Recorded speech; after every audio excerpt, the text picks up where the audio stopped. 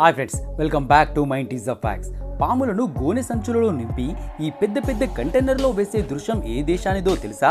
మన పక్క దేశమైన చైనాలోనిదే. చైనాలో పాములను ఎంత విస్తృతంగా పెంచుతున్నారో మీరు క్లియర్గా చూడొచ్చు.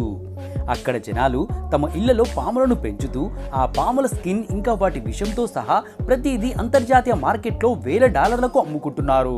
అసలు పామును చూస్తేనే పారిపోవడమే కాకుండా ఇంకా పాము కనిపిస్తేనే ప్యాంట్ తడిసిపోయే వాళ్ళున్న ఈ లోకంలో అసలు అక్కడి జనాలు ఇంత ప్రమాదకరమైన పాములను ఎలా పెంచుతున్నారు? వీళ్లకు పాములంటే భయం ఉండదంటారా? వీళ్ళు ఎలాంటి భయం లేకుండా పాములను ఎలా పెంచుతున్నారు? దీని వెనుక అసలు నిజమేంటి? ఇలాంటి అన్ని విషయాలు ఈ వీడియోలో తెలుసుకుందాం. అందుకే ఈ వీడియో లాస్ట్ వరకు తప్పకుండా చూడండి.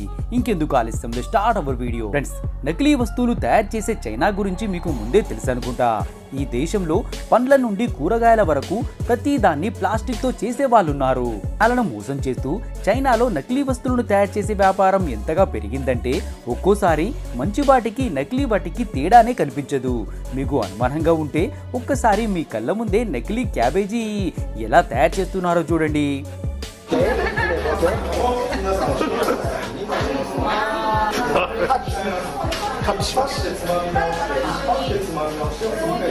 ఇంతేకాదు, ఒక్కసారి ఈ నకిలీ గుడ్డును చూడండి. ఇలా నకిలీ వస్తువులు తయారు చేసి ఈ చైనా వాళ్ళు జనాలను ఎలా మోసం చేస్తున్నారు. సరే, ఇదంతా బానే ఉంది, కానీ చైనాలో పాములను ఎందుకు పెంచుతున్నారు? ఎలా అయితే మనం వరి పండిస్తామో అలా వీళ్ళు పాములను పెంచి పోషించే గ్రామం చైనాలో ఉంది. అది కూడా సరైన పద్ధతిలో పాములను వాటికి నచ్చే ఫుడ్ వేస్తూ పెంచుతారు. ఈ విలేజ్ ను స్నేక్ విలేజ్ అని పిలుస్తారు. ఫ్రెండ్స్, ఈ గ్రామంలో పాములను పెద్ద ఎత్తున పెంచుతారు. గణాంకాల గురించి మాట్లాడితే ఇక్కడ నివసించే ప్రతి వ్యక్తి 30,000కు పైగా పాములను పెంచుతారు. మీ కళ్ళ ముందు కనిపిస్తున్న ఈ లక్షల పాములన్నీ వీళ్ళు పెంచి పెద్ద చేసినవే. అలా అని ఇవే మామూలు పాములు కాదు. ఈ పాములు చాలా విషపూరితమైనవి, చాలా ప్రమాదకరమైనవి కూడా. కానీ ఇక్కడి ప్రజలు ఏదో పువ్వునో ఆకునో పట్టుకున్నట్టు ఈ పాములను పట్టుకుంటారు. ఇక్కడి జనాలు ఈ పాములను విక్రయిస్తూ విలాసవంతమైన జీవితాన్ని గడుపుతున్నారు. 30 సంవత్సరాల క్రితం ఈ గ్రామానికి చెందిన ఒక వ్యక్తి పాములను పెంచడం స్టార్ట్ చేశాడు. అలా పాములను పెంచి వాటి విషంతో మెడిసిన్ తయారు చేసి సేల్ చేయాలి అనుకున్నాడు. అతను ఈ పని స్టార్ట్ చేసినప్పుడు మిగిలిన గ్రామస్తులు భయపడి అతన్ని పిచ్చోడనడం స్టార్ట్ చేశారు. కానీ అతను అలా పాములను పెంచుతూ ఆ పెంపకాన్ని విస్తరించడంతో అతను ఒక్కసారిగా ధనవంతుడైపోయాడు. ఎందుకంటే కొన్ని రకాల పాముల విషానికి అంతర్జాతీయ మార్కెట్లో చాలా రేటు ఉంది. ఎందుకంటే వాటి నుండి యాంటీ వెనం తయారు చేస్తారు. ఇదే కాకుండా పాము విషం నుండి అనేక మందులు కూడా తయారు చేస్తారు. ఇంకేంటి, ఆ వ్యక్తిని చూసి ఆ గ్రామస్తులందరూ పాముల సాగు ప్రారంభించారు. పాము విషం మనుషులకు ఎంత ప్రమాదకరంగా ఉంటుందో అంతే యూజ్ఫుల్ గా ఉంటుంది. అందుకే లీటర్ పాము విషం ధర లక్షల్లో కాదు, కోట్లలో పలుకుతుంది. ఇప్పుడు క్యాన్సర్ వంటి ప్రధాన వ్యాధుల మందుల తయారీలో కూడా పాము విషాన్ని ఉపయోగిస్తున్నారు. ఫ్రెండ్స్, ఇక్కడ ప్రజలు పాము విషాన్ని మాత్రమే కాకుండా పాము మాంసాన్ని కూడా సేల్ చేస్తారు. నిజానికి చైనాలో పాము మాంసానికి చాలా డిమాండ్ ఉంది. ఎందుకంటే ఈ చైనా వాళ్లకు జాలి గుణం అనేది ఉండదు. అక్కడి జనాలు కోడి మాంసం, చేపలు తిని బ్రతికే వాళ్ళు కాదు. ఇక్కడి వాళ్ళు కుక్కల నుండి పిల్లుల వరకు ప్రతిదీ కొరికి తినడంలో పెద్ద నిపుణులే. అలాంటి వాళ్ళు పాములను ఎందుకు వదులుతారు చెప్పండి? చాలా మంది అయితే పాములను తినడం రాజ గౌరవంగా భావిస్తారు. అందుకే పాముల పెంపకం ఇంకా ఎక్కువగా పెరిగింది.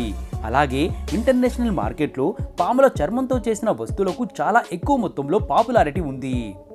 ఏ పామును చూస్తేనే మనం పరిగెడతామో ఆ పాము శరీరంలోని ప్రతి భాగం చాలా వాల్యుబుల్ అన్నమాట.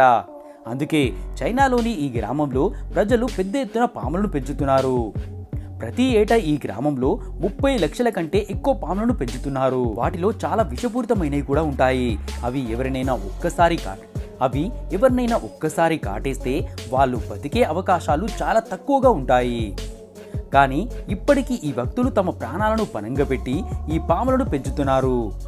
పాముల గుడ్లను సేకరించిన తర్వాత అవి పొదిగిన పిల్లలను అవి పెరిగే వరకు బాగా చూసుకొని పెరిగిన తర్వాత ఆ పాములను అవసరాన్ని బట్టి విక్రయిస్తారు. కొన్నిసార్లు పాము విషాన్ని అమ్మితే ఇంకొన్నిసార్లు చర్మాన్ని అమ్ముతారు. వీళ్ళు ఈ పాములను మార్కెట్లోకి తీసుకొని వెళ్ళాక మొట్టమొదట ఈ పాము విషాన్ని తీసేస్తారు. ఆ తర్వాత ఆ పాము తల కట్ చేసి మాంసాన్ని వేరు చేస్తారు.